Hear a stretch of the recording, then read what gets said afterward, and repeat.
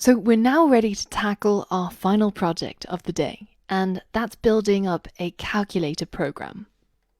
If you head over to calculator-final.app.repl.run, you'll see how the final project works.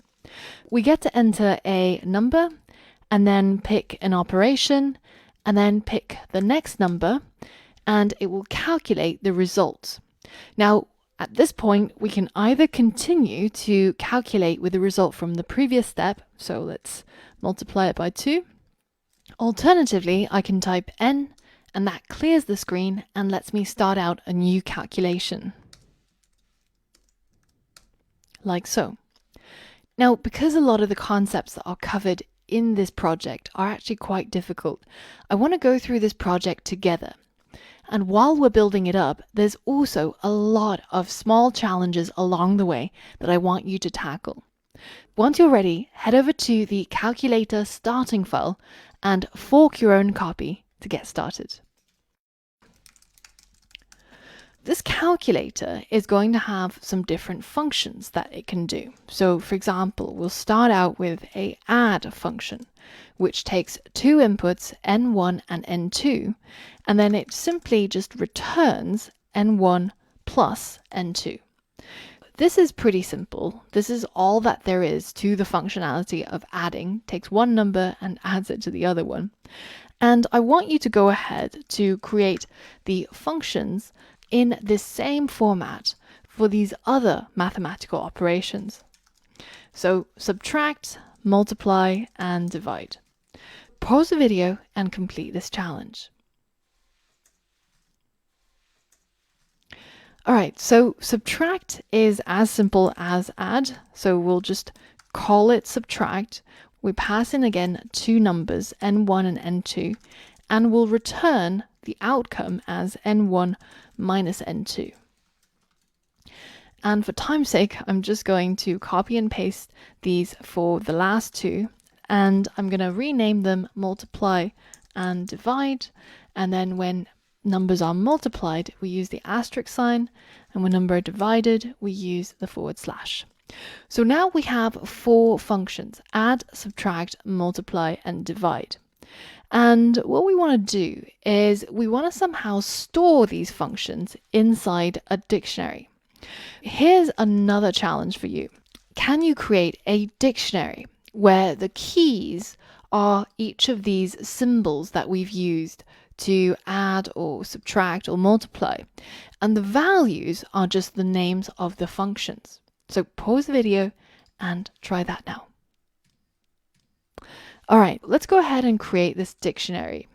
Now we start out, of course, with a set of curly braces, and as I mentioned, each of the keys are going to be the symbols for the operations, and the values are going to be the names of the functions. So we've got plus, and then we've got subtract, multiply, and divide.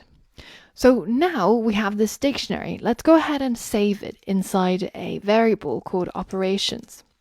Now this dictionary is going to act as the means in which we're going to call these functions. At some point down here, we want to be able to tap into the operations and then pass in the key that we want. So for example, multiply, and then store this as the function that we want.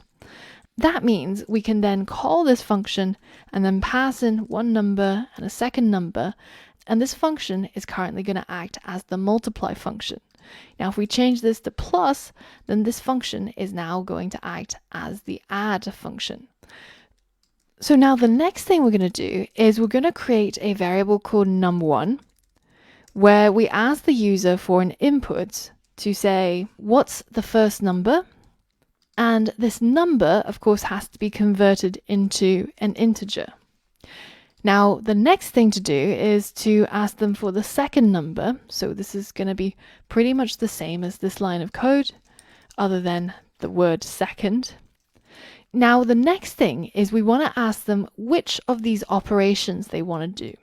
Firstly, we want to be able to loop through this dictionary and print out each of these keys. And then we're going to ask the user to type out one of them so that we can figure out which operation they actually want to do. Go ahead and try to use a for loop to loop through this dictionary of operations and print out each of these symbols. All right, now we're going to use a for loop, and we know that when we use a for loop with a dictionary, it will loop through all the keys rather than the values or the actual entries. We can say for each symbol in the dictionary operations, go ahead and print out the symbol. And at the moment, if I run this code, you'll see that it'll ask us for the first number, the second number, and then it's going to loop through that list and then print out all the operations. So now we're ready to go ahead and ask them for a operation symbol. Pick an operation from the line above. So they're going to see all of these keys, and then they get to pick an operation like so. And that symbol is now going to be saved within this variable. So now we can go ahead and take that operation symbol to pick out the value that's associated with it. For example, if in this case the user chose the plus symbol, then we're going to pick out the add function.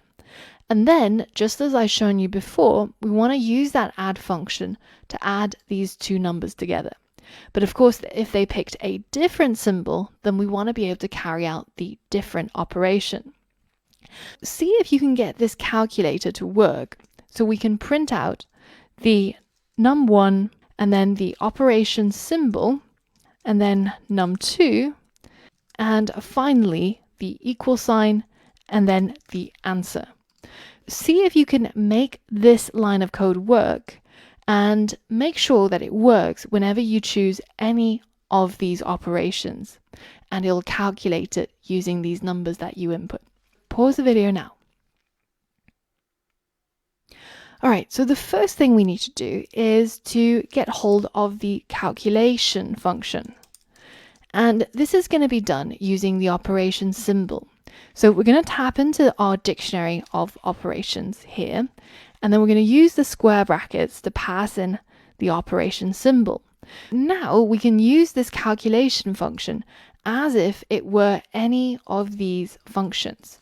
And that's of course based on the choice the user made here. So we can now say calculation function, and we can pass in the num1 as the first input, num2 as the second input. And of course, our function all have a return value. And so this part is going to be replaced when the code runs with the actual answer. So we can now save that inside a variable called answer, and then that will get sent over here, and we can now test it out. So let's try adding 3 plus 5. So I'm going to use the add symbol, and we end up with 3 plus 5 equals 8.